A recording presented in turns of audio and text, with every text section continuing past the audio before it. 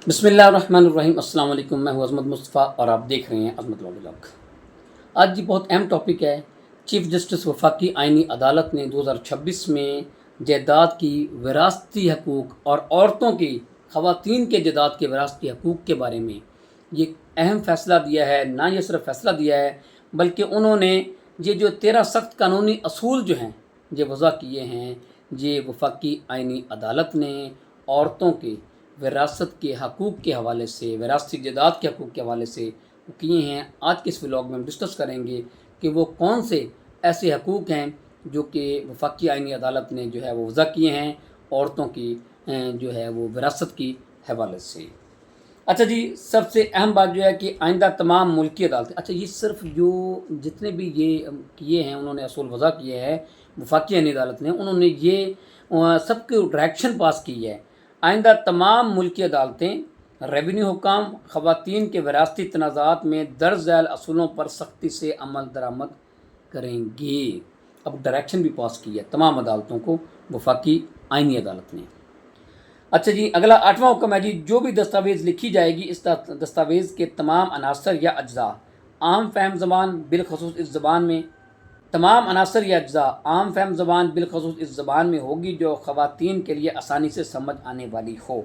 अब ये भी ज़िम्मेदारी है जी, ये देखना है लाजमी कि जी जो दस्तावेज़ लिखी है वो इस अंदाज़ में लिखी हुई है, इस ज़बान में लिखी हुई है, इतनी आसान लिखी हुई है कि जो जिस खातून को उस जायदाद से महरूम किया जा रहा है उसको पढ़ के सुनाई जाए कि जी ये दस्तावेज़ में ये बातें लिखी हुई हैं और उसको समझ आए और उसके बाद वो कंसेंट दे, वो अपनी मर्ज़ी दे कि वाकई जो है ये बातें ऐसे ही है, मैं ये प्रॉपर्टी ऐसी ट्रांसफ़र कर रही हूँ जैसा कि इस दस्तावेज़ में लिखा हुआ है। ये ज़रूरी है अदालतों के लिए भी और महकमा रेवेन्यू के लिए भी कि इस बात की भी यकीन दहानी करें कि वो दस्तावेज़ इतनी आसान ज़बान में है और उस औरत से पूछा जाए कि इस दस्तावेज़ में ये चीज़ें लिखी हुई हैं, आपको पढ़ के सुनाई गई हैं और क्या वाकई आप इससे रज़ामंद हैं। अगर वो रज़ामंद हो तो फिर उस दस्तावेज़ को सही माना जाएगा और प्रॉपर्टी को ट्रांसफ़र को सही माना जाएगा।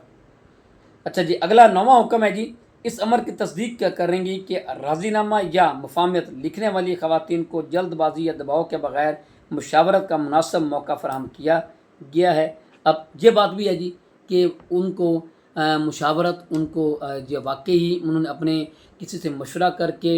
ये जो और जिस खातून को भी इससे जायदाद से महरूम किया गया है कि वो अपनी आज़ाद मर्ज़ी से उसने किसी मुफ़ाहमत करके किसी से मशवरा लेके और उसने बग़ैर किसी दबाव के ये जो है जायदाद को ट्रांसफ़र किया है और ये डॉक्यूमेंट जो है जो जायदाद को ट्रांसफ़र करने वाला है ये उसने तहरीर करवाया है या वो अपनी मर्ज़ी से कोई बयान दे रही है। 10वां हुक्म है जी कि हर उस ट्रांजैक्शन को सख्ती से मुस्तरद किया जाएगा जो शौरी ना हो, गैर मुनासिब हो और ख़ातून वारिस के हक़ में मुतासर करती हो तावक्त ये कि इसके ख़िलाफ़ ठोस शहादत ना आ जाए। अब जी अदालत ने वाज़ेह तौर पे कह दिया है कि कोई भी ऐसी ट्रांजैक्शन, कोई भी ऐसा जो है वो डॉक्यूमेंट जो है उसको सख्ती से मुस्तरद कर दिया जाएगा जिससे ये बात साबित हो कि इस प्रॉपर्टी की ख़वातीन के विरासती तनाज़ा के इर्द गिर्द तमाम मशकूक हालात वाक़यात को फ़ायदा लेने वाला काबिल इत्मीनान वज़ाहत करेगा कि वरना वो मशकूक हालात वाक़यात फ़ायदा लेने वाले के ख़िलाफ़ पढ़े जाएंगे। अच्छा ये बात आप ज़हन में रखें, अदालत ने वाज़ेह तौर पर यह कह दिया है कि कोई भी डिस्प्यूट की सूरत में जहाँ थोड़ा सा भी शक गुजरे तो वो जो बेनिफिशरी है उसने ये बात साबित करनी है कि जहाँ पे जिस पोजीशन में भी कोई भी शक अगर किसी भी औरत के जायदाद के हवाले से, ट्रांजैक्शन के हवाले से, ट्रांसफ़र के हवाले से कोई शक गुजरता है तो ये बेनिफिशरी की ज़िम्मेदारी है कि वो उस शक को दूर करे और उस ट्रांजैक्शन को ये वाज़ेह करे और साबित करे कि ये ट्रांजैक्शन जो है बड़ी साफ़ व शफ़ाफ़ हुई है और इसमें कोई जो है वो फ्रॉड नहीं किया गया।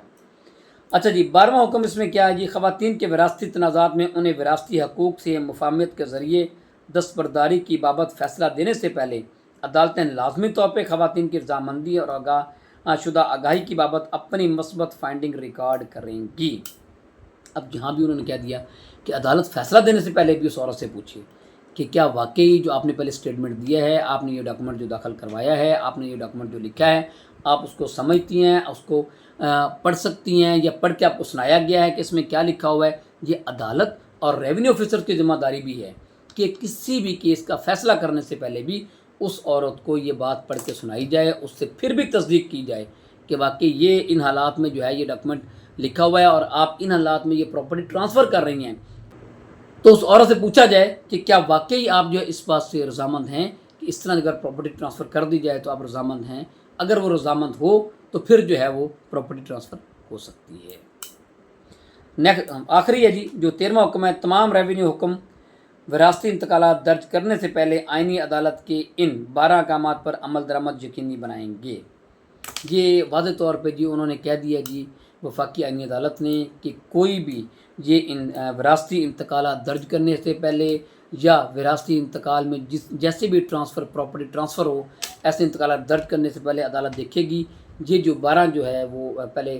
جو احکامات جاری کیے ہیں وفاقی آئینی عدالت نے، تو ہر ریونیو آفیسر یا وہ عدالت کے پاس اگر کوئی ایشو جاتا ہے تو وہ بھی ان چیزوں کو دیکھے گی، اس کے بعد جا کے اس کا فیصلہ کرے گی۔ انتقال کی صورت میں کوئی بھی وراثتی جو ہے پراپرٹی ٹرانسفر ہو رہی ہے وہ ان اصولوں کے مطابق ہو رہی ہے، تو یہ جو ہے ذمہ داری ہے عدالتوں کی اور ریونیو احکام کی۔ یہ تھا جی آج کا ویلاگ، اس حوالے سے اس کے ساتھ مجھے اجازت دیجیے، اللہ حافظ۔